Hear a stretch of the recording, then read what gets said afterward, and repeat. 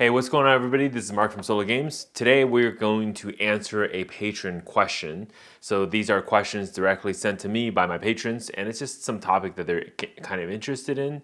Sometimes I would have conversations with them, but if I feel like a question needs more exploration, it takes longer time to answer, then I would often basically make a video out of that. So for those that don't know, if you're part of my Patreon, you are I think monthly. We just kind of do a patron question video. This month, I'm really trying to pump out like 3 of these, but given that it's towards the end of the month, I'm not sure if we're going to get everything done, but rest assured, all these questions that are supposed to be patron videos will get made, and of course, we just do this every month. So without further ado, let's get started. So today's topic is about the future of serialization. So patron asks, look, given what we've seen with Brothers War, given what we've seen with Phyrexia All We Won, March of the Machines, and basically serialization is like kind of present in every set now and looks to be here to stay. What do you think, Mark, is the future of serialization cards, and how should we as collectors, investors, think about that for the future, right? Without a doubt, Brothers War serialization worked really well in Wizards' favor. Even right now, as I checked the pricing for Brothers War earlier today, I think it was sitting around 209, which is still fairly high, honestly, given the fact that like these boxes are fairly numerous, right? Like there's basically the same amount, my calculation, Wizard doesn't release these numbers, of Brothers War boxes as there are Dominaria Remaster United boxes. Sorry, not Remaster, United. But if you look at Dominaria United pricing and you look at Brothers War pricing, collector's boosters, you'll notice it's a huge difference. I mean, I think it's like around 164 for Dominaria United and 209 for Brothers War. And the difference is the serialized cards. Now, remember, Dominaria United actually has chase cards. Now, the chase cards aren't super special because you could get like a Legends card that's worth, I don't know, $1, 10 cents type of thing, right? So it's not really that crazy. Of course, you can get on the high end and hit like, a Tabernacle, a Moat, those kind of things, and you can make a lot of money, right, essentially. But on the lower end, you're not going to have a good time. So basically, what we've learned from Brothers War is serialization works. And look at how they're serializing. They're serializing really good cards like Worm Coil Engine, Mox Ambers, those kind of things, right? Dragon Engines, etc. But they're also serializing cards that are like worth nothing, like Ichor, I think so, Ichor Slick. You have like, Ivory Tower. These cards aren't really that, meta.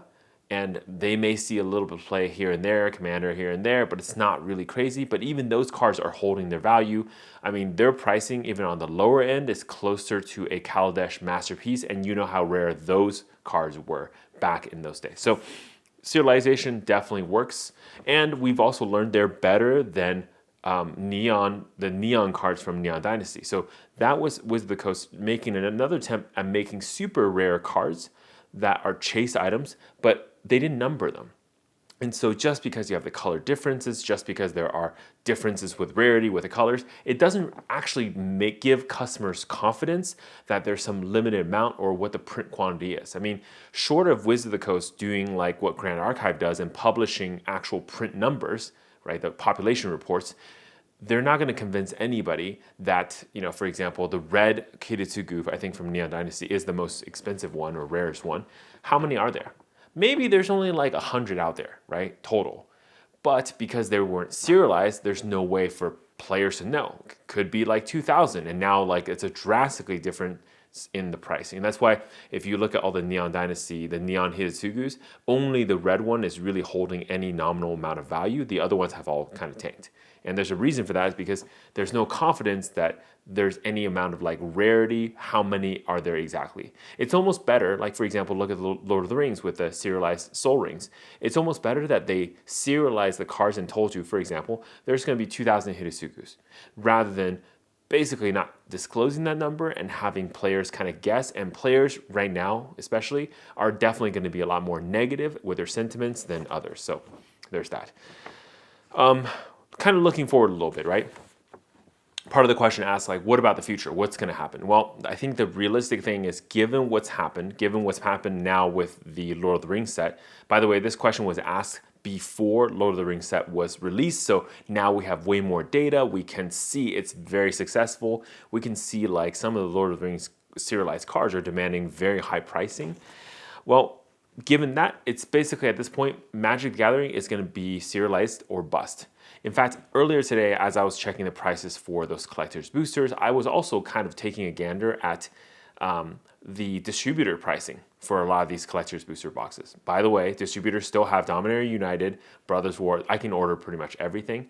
The only thing I don't see any of right now is Lord of the Rings collector's boosters. I do believe those were taken, again, because as you can see, the market went way up, and probably because whoever realized this was a thing early on bought a bunch of it, so it's all gone.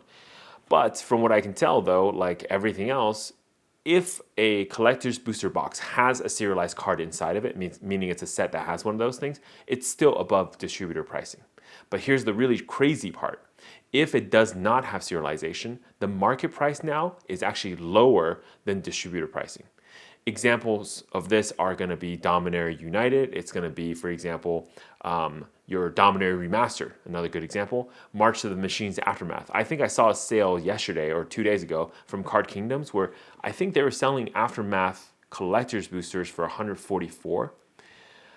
Honestly, this thing's probably going to crash even lower, but distribution pricing is like around $150, so it's insane. It's insane what some of these companies are basically kind of like really trying to pump out or just push out this toxic inventory because it doesn't contain serialization. Magic the Gathering, understanding that their sale numbers are going to be heavily affected by whether or not a set has serialization, they are kind of forced now for the future to put serialized cards in every single set. But this really isn't new, right? Like back in the sports world and even in Magic, we have an understanding that population or having population understanding, lower population, definitely pushes cards. For example, this is why some people collect like PSA 10s or BGS 10s of certain cards, because they know not all cards are going to get a 10. 10 is actually a very hard grade to get. So for the people who don't know this, if you open a fresh pack of Magic cards, like for example, over here I have like, I don't know, what is this? Fallen Empires, right? I got a pack of Fallen Empires. If I open this pack right now, these cards in here probably aren't even going to grade a 10. They may not even grade a 9. They may come back as 8, 8.5s. That's pretty standard, right? Getting a 10 from a pack fresh isn't even guaranteed. And given all the production issues and cut issues with Magic cards, especially in the early days, getting a 10 is actually quite hard, right? Because you might have off-centering, you might have a weird cut corner, you might have whatever other defects, and that would reduce the price of your card. Now, that might be fun to collect as a one of those misprint collectors. I do have like boxes of misprint somewhere here, but it's not great for grading for a PSA 10. That's why those still hold some value. So like getting a PSA 10 Black Lotus Alpha, for example, is worth way more of a premium. It's almost like in some ways a serialized version of an Alpha Black Lotus. So things to think about as a collector, that there is still that. Now, I personally don't believe and don't like the PSA or the grading system in general. I personally want to grade a card for myself, but I do understand why they exist and I understand the market. The other part of it I don't like is just the shadiness. Like, with a PSA, with any grading service, they play favoritism. There's always like some shadiness with regard to who gets a 10, who doesn't get a 10. And maybe the guy who's grading your card was just having a bad day and he's going to give you a 9 even though you deserve a 10. So like all these cases of people like getting a card back, they crack the case, send it for regrading, and they happen to get a better score, right? That tells me it's not very objective and it's just like kind of like you might get lucky. Now, of course, general direction, an 8's not going to grade in, well, an 8 could grade into a 10, but if you have a 6 or 5, it's never going to grade into like higher than an 8, right? That I understand. So I understand why they exist, and I understand that the allure of having a population report on these cards is very great for a collector. And that's really the key. We understand this from the baseball world. In fact, I was chatting with my buddy who is a huge collector of the baseball card stuff. I pretty much know nothing on that side, but he's a huge collector. And he was telling me in the baseball, the sports card collectible world, the only thing that matters nowadays is not just the serialization, but it's from the old school days it was about the your slaps, your PSA 10s, your Beckett 9.5s and gold labels, whatever, black labels, that kind of stuff. And nowadays it's about the serialization cards, the one of ones, the one of ones with like crazy foiling, etc. All those cards do matter, but the rest of it doesn't matter anymore. And so what drives sales in this baseball card is exactly what Wizard of the Coast is kind of dipping their toes into. And I suspect that once they go down this path, there's no way to turn back. And that does mean that the future of Magic sets is going to be serialization or bust. Because if a box of anything that Wizard of the Coast sells that it doesn't have serialization in it is below basically distributor pricing, what store is going to take these things and kind of punch themselves in the face, right? Why would I buy Aftermath for $150 from distributor, pay the shipping, all that stuff, and then pay the, if I'm paying by credit card, I have to pay the distribution like 3%, whatever, credit card processing fee, that kind of stuff, and then turn around and try to sell that off to another buyer for like 144, pay some fee on a platform. Like, if, these sellers who are a TCG player, they're paying fees, platform fees to TCG player, plus credit card processing, from PayPal, whatever. Essentially, they're going to lose a lot of money just trying to sell these things. So there's no way they're going to do that. Wizard of the Coast, knowing that, knows that's going to hurt sales, knows that's going to be harder for product to move, right? And if they can't move out of distribution, they can't move out of Wizard's warehouse. You can see the problem here. So likely, given what they've seen, they're going to put serialization cards, because the other thing is it really doesn't cost them any more to do the serialization cards. It does cost them a little bit more. I'm not literally saying it costs zero. I'm just saying that it's costing a very trivial amount to how they normally produce cards. And so that leads me to say the future look. Not only will we have serialization cards, we'll have more one-of-ones. That's a guarantee. I know a lot of people were saying, what is next one-of-one? There's a one ring and that's it. I think people are not even thinking anywhere remotely close to what's possible. Here, I'll just throw some possibilities out there. No one has collaborated with Game of Thrones. Well, that's not true. Game of Thrones has had its collectible trading card game, right? The decks and all that stuff. But it's not really a successful thing. It's kind of a thing that some people play, but it's not huge, right? What if Magic collabs with Game of Thrones? I know it's very flavorful for Magic to collab with Harry Potter, with Lord of the Rings for sure, but Game of Thrones is absolutely in the same Magic universe, right? You have knights, you have swords, you have dragons, you have wizardry, spells, everything, right? Ships, pirates, you got dark magic, you got zombies coming from the north, ice zombies, right? It totally works. And you have politics, intrigue, so you can do even a conspiracy thing. Imagine Conspiracy 3 take the crown at King's Landing. Just saying, guys, all right? Hey, Wizard of the Coast, if you're watching this, you can use that for free. Yeah, absolutely. And so if you have that, dude, what's to prevent having a one-of-one of every single Game of Thrones character? One-of-one Daenerys Targaryen. One-of-one Jon Snow, right? One-of-one Ned Stark, okay? And then this is just all the TV show characters. I mean, if we tap into the books, man, right? One-of-one, right? Arthur Dayne, right? One-of-one, you can go crazy, right? I mean, I'm a big fan of Game of Thrones. I like Game of Thrones a lot. You could do one-of-one Duran Martell. That's insane, right? You have so many options. One-of-one Victorian, one-of-one Euron, Euron. That's, you can imagine, right? And then, of course, go crazier. What about swords? Right? Game of Thrones has legendary swords that are just one-of-ones, right? So you have all these Valyrian steels that everybody has. Dark Sister, right?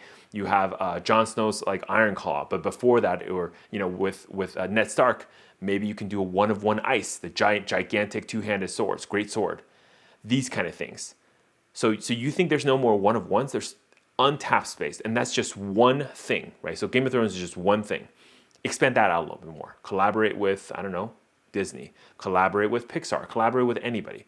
At this point, we already know Universes Beyond is here to stay. Magic the Gathering is not shy to collaborate with anybody. Dude, can you imagine one-of-one, I don't know, Mickey Mouse, one-of-one Star Trek, right? One-of-one, I don't know, Picard, okay? Picard the card. There's so much options here, right? Of course, I don't personally like this kind of stuff. I really don't think that should be in Magic, but at this point, it's not really for me to decide. I'm not a big, look, I love Warhammer, and I feel like I've said this before. I'm just going to take a quick sidebar again to tell everybody. I love Warhammer. I think the lore is so great. I am so happy that Magic the Gathering created the Warhammer decks. But if I could prevent all of this shenanigans with Universes Beyond, and I don't get Warhammer decks, I would take that any day, any second. I would not want the Warhammer decks, and we would not have Universes Beyond. I'm okay with that. But alas, that's not reality. That's not where we are. WotC realizes collaboration makes a lot of money, so they're going to continue doing this. So one of ones, yes, you bet your ass they're going to have more one of ones, guaranteed, right? And the thing is, like, there's going to be more serialization in each set, and of course, every set's going to have serialization from this point forth because distribution, stores, they're not going to order anything that doesn't have it. The collector's boosters, if you want them to collect dust, right, then don't put serialization in them. Or Wizard of the Coast basically has a reduced face value of collector's boosters that don't have serialization, or more likely, increase the collector's boosters of the cards that have serialization, right? So you can imagine, like, if Wilds of Eldraine didn't have serialization, maybe they keep it at $200 like MSRP. We don't have that anymore, but but maybe something like, the Ixalan set, the Caverns of Ixalan, I think it's called. If it has serialization, maybe the MSRP is now suddenly $300, $250, right? Why not? And maybe that's the solution that Wizard of the Coast is going to go towards, to keep kind of like a differentiation if they're going to continue doing that. Or just put serialization in every set, and then you're kind of good to go, right? My fear is that, of course, Wizard of the Coast is going to go overboard. Of course, they're going to screw things up. They're going to print way too many serialization cards. They're going to basically make it so it's not even a chase. Like, one of the things that makes serialization in a lot of these Asian card games, right, unique is the fact that they're really rare. You may have, of every single set, maybe like about 10 cards that go into serialization, and their serialization is like really low population, like 25, 50, 100 type of thing. Wizard of the Coast likes to do like 500 and pick 64 cards. That's just a lot of cards, and that's usually not a good idea. Now, you need to sell more product, I understand, and you want to have less feel bads, because imagine if you have so little serialized cards, people may have to open, like, I don't know, a whole master case, 24 collector's boosters to get even maybe one serialization cards. That does feel bad, but it does also make every serialization card feel good when you pull it, because you pulled something truly super rare, right? So that's where I think it's going to happen. Wizard of the Coast is going to print a lot of serialization cards. All the prices will probably go down, but there will be a bottom number, right? Just like masterpieces and all this stuff, even the Amonkhet ones that people don't like, there's kind of like a bottom for a lot of the cards, even if they're bad cards. They don't really go under a certain price. So there's, I guess, some solace in that, understanding that there is a bottom. And the other problem that you have to think about is Wizard of the Coast doesn't know how to really utilize this serialization thing. They tend to put serialization on the most rare, the most powerful cards of today's meta. I mean, I can imagine if we pull back 10 years ago, we're going to have serialized Tarmogoyfs and serialized Jace the Mind Sculptor, this kind of stuff, right? And if we were doing serialization today, of course, we would have serialized Ragavan, serialized, all this stuff. My issue with this, and probably Wizard will have realized this by now, is that what happens when Jace, Tarmogoyf, these other cards are no longer meta because you print another card that's more powerful. Suddenly, that serialization card, a serialized card, no matter how cool it is, has lost a lot of value, right? Because if I'm not playing Jace, I don't really care to have the serialized version of it anymore. And so that's where Wizard of the Coast has to get smart, and I suspect they will, which is start learning from other card games. Like Grand Archive is a great example here. When Grand Archive does serialization cards, they don't serialize the most rare, powerful hype card. They serialize the basic stuff. Equivalently, Grand Archive only serializes basic lands. Why do they do this? Can you imagine a Magic game where you don't play basic lands? Right? I guess to be fair, a lot of modern people are going fast lands, slow lands. You're going to have a lot of lands that may not be basic. In fact, your whole deck may not have any basic lands, so you want the dual lands, etc. But imagine just normal Magic, you're going to have some basics, right? If you serialize those cards, the players that want to play a swamp can always play swamps. They don't need to have the serialized version. It's not some super rare card. However, you could pimp out your deck with serialized 1 through 20 swamp. Right? Let's say you're playing Black Dad, you need 20 swamps. Okay, you probably don't need 20. Let's say you need 17 swamps, okay? 24. I guess if you're playing a standard deck, probably running 24 lands, something like that. Okay, let's say you serialize 1 through 25 swamp, right? That's your deck. Imagine how cool that would be. You're the guy who rolls up. You have swamp number 1 through 24 of a certain art, of a certain era, of a certain whatever. And the framing is super cool. It's like some unique, crazy art. The thing shines like it's out of like De Beers, gold mines and out of their safe lockbox. Yeah, you're gonna catch a lot of glimpses, right? So I totally get that Wizard of the Coast is likely gonna go down that path eventually, where they start serializing cards that are just like super common, right? That's why they did the Soul Ring. That's why in this set they serialized the 1 of 1 and they did the Soul Ring. They didn't do like Aragorn. They didn't serialize, Frodo or Gandalf because they don't know if that thing is going to stay meta. They didn't even like serialize the things that they thought in modern it would be popular, right? But they did the Soul Rings. Why? Because Soul Ring effectively in Commander is like a swamp. It will be pretty much included in every single deck ever, and you can always show it off. And that's why I do think the Soul Ring serialization was a really good idea, because it makes collectors want to hold that thing for long term. Okay? And so lastly, I think maybe the most important part of this video is how should you adjust, right? Because again, we are investors, we're collectors, we're here to kind of like not lose our shirts as we put our money, a lot of real money, into this game. Well, the thing that you should, kind of understand is, number one, as a collector, I'm still staying away from modern cards, right? And what that means is that you just have to, in general, diversify. And maybe you put a little bit of money into these serialized cards because they do have some value, just like how I have in the past put money into. So, like for example, the only modern cards I would actually put serious money into is masterpieces, right? Things that are truly rare, truly collectible, truly something that's hard to acquire. Like, imagine nowadays trying to buy even Zendikar like expeditions. It's not that easy. And if you find some, the price is not that great, right? It's not going to be that much in your favor. Those are, because of the way the market works of population, actually good targets for investments. It's not a good target for investment to try to buy out Elish Norn. I don't care how good the card is. It's really not like a good thing long term, right?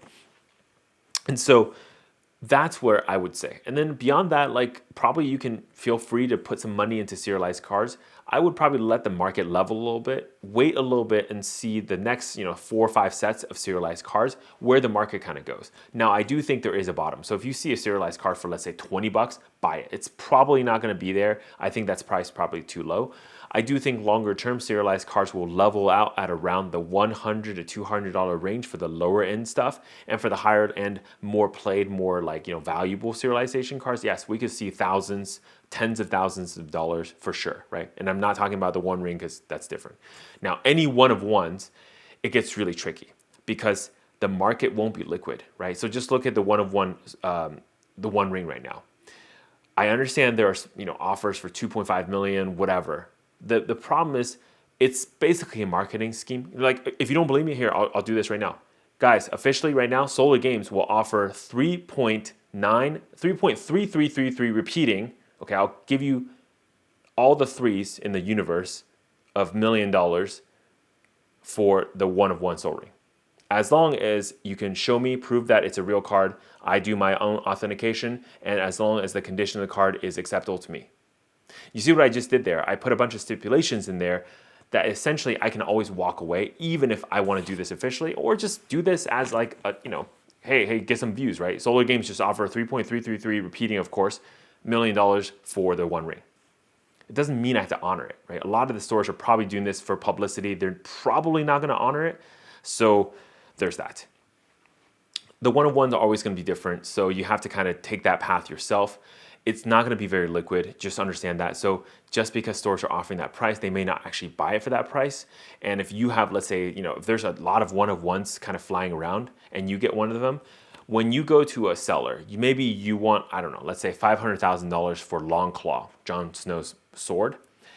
Maybe the guy offers you $250,000. The market's not going to have enough data to show you what a one-of-one Jon Snow sword really should be. And this is the problem, right? So because it's one-of-one, you don't really have a lot of data to tell you. The other thing I highly recommend everyone do is start diversifying. Like at this point, given what Magic's done, given Magic has shown his hand, and if we believe this is the best that Magic being adjusting and adjusting to the market, reducing print run can do, is just to print more serialization card, but continue pumping a lot of products and continue increasing price. I would say I'm not a big fan of right now putting money into holding sealed product of Magic anymore. Right? Before I was like very okay with it because essentially the worst outcome for me back then was I basically stay flat. Right? I buy at distribution pricing, I stay flat throughout, let's say 3, 4, 5 years, but after that it goes up. I still believe long-term Magic products will go up. The problem is there's a lot of chances now where I could buy at below the price I would pay. So there's really no point in me holding these things long-term if there's just too much stock. As an example of this, I think Modern Horizons 2, finally stopped being reprinted. So this is like the last wave, last run, whatever. And so maybe right now is okay time to start accruing some Modern Horizons 2. In fact, I'm going to run a patron sale soon, I think, on that product. I have not locked in specific numbers of how much I can get, so that's why I don't want to offer anything right now. But I'm starting to eye Modern Horizons 2 now. I'm probably going to take in a good inventory of it, sell some portion to patrons, but the rest I'm going to hold in the vault and just see. That's the kind of things I think about. So diversifying is very strong, right? So like I'm not going to hold a bunch of sealed product of Magic only. At this point, Grand Archive is very interesting to me, so I'm definitely going to put a decent amount of money into Grand Archive. It's nothing close to what I'm putting in for Magic, but long term, who knows what that's going to be, right? Because maybe as I keep accruing more and more Grand Archive, that inventory does become, bigger than Magic. And look, I think there's still a very strong future for holding old school reserve lists. So if you like the old school reserve lists, you can play them in a deck for Commander, for whatever formats you play. Highly recommend still picking up Powers, dual lands, Grim Monolith, these kind of very famous old school cards that are both powerful but also very useful. I just recommend holding them. I think it's fine. I don't think you're going to run into issues if you have these cards for the future. And look, a lot of collectors out there are really into OG foils, 7th edition being one of them. I think Lorwyn era, the Lorwyn block foils, I think do hold a very high premium to their normal cards. I just advise a lot of caution on cards like that because at this point, Wizard has shown their hands about reprinting, and not just reprinting old cards, but reprinting old cards in old frames with the old foiling, right? So the Shooting Star foil, all that stuff. What's to prevent Magic Gathering doing something like 7th edition remastered and printing all the old school cards in old school frame and overprinting all the foils? Does that decrease the price of foils of 7th edition? Absolutely. And what happens if they do the same thing for a Lorwyn block, which a lot of players have said that's probably the next remaster is Lorwyn remastered or whatever. So that's why I'm a little bit cautious about holding those kind of cards. If you have like me, like one or two, one-off, two-offs, and because I picked them up in collections, I think it's fine, right? But if you're putting serious money in there, I'd rather you put that money probably in dual lands, right? That's what I would do. But again, I'm not a financial advisor. I'm not like making official advice. You could lose money. We're all doing stupid things like buying cardboard for thousands of dollars. So it is what it is, right? But I like diversifying, and I like Grand Archive enough right now that I'm basically starting to put some serious money into it. So that's where I stand with all this.